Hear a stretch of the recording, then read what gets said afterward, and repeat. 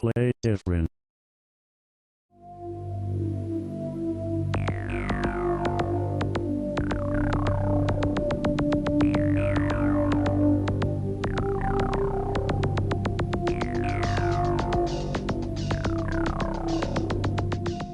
Greetings, fellow Mac addicts. In this video, we are entering the L Zone, an interactive multimedia experience from Haruhiko Shono, who is better known for his later game, Gadget. In fact, L Zone and his other earlier work, Alice and Interactive Museum, are pretty much forgotten when compared to Gadget, which I think is a shame because although it's definitely a weaker title, I still quite enjoyed this. I initially described it as an experience, because there isn't much here that many people would consider gameplay.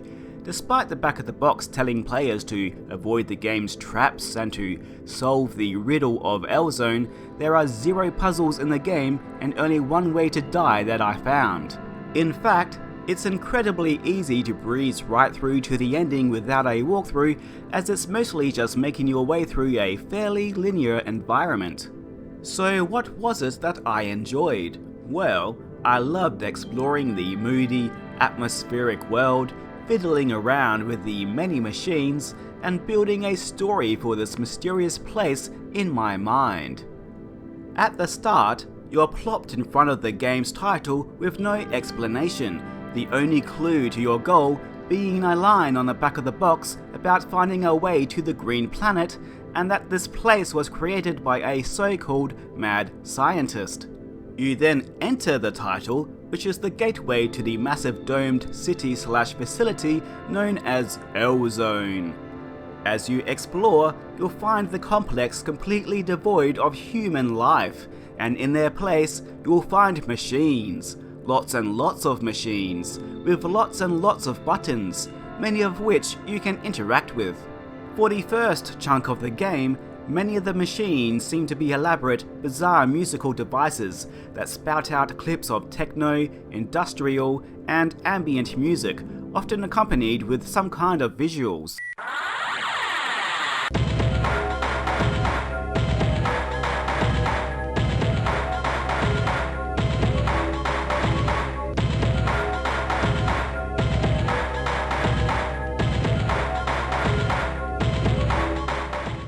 In one room, there appears to be a kind of isolation tank that plays clips of psychedelic visuals.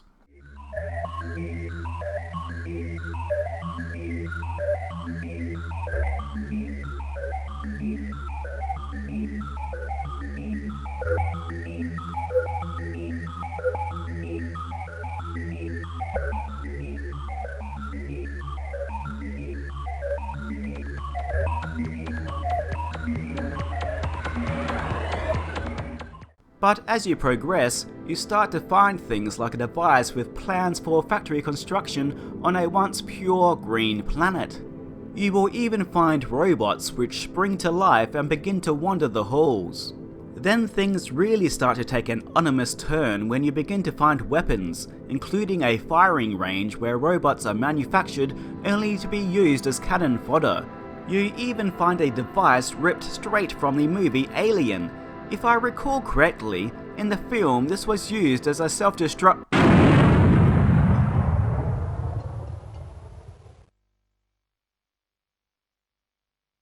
And that's the only death I found in the game. So what do all these machines mean? What were they used for? If anything, the so-called riddle described on the back of the box is interpreting the world for yourself. A few other people have written about the game, and everyone has had a different response to the world of L Zone. The manual for the English release includes descriptions of a few areas, but I feel these are more suggestions, and I would recommend playing through the game before reading any of them and see how they compare to your own thoughts. Here is what the creator had to say. Technology has both a positive side of possibilities and a negative side of danger, which is also very captivating. I think dealing with the balance between the positive and negative aspects of technology as a theme is very thrilling." End quote. I can definitely feel this theme in the game, in that technology can both be used to create art and aid human development, but also, of course, cause massive destruction. There is likely a reason no humans live in a facility after all.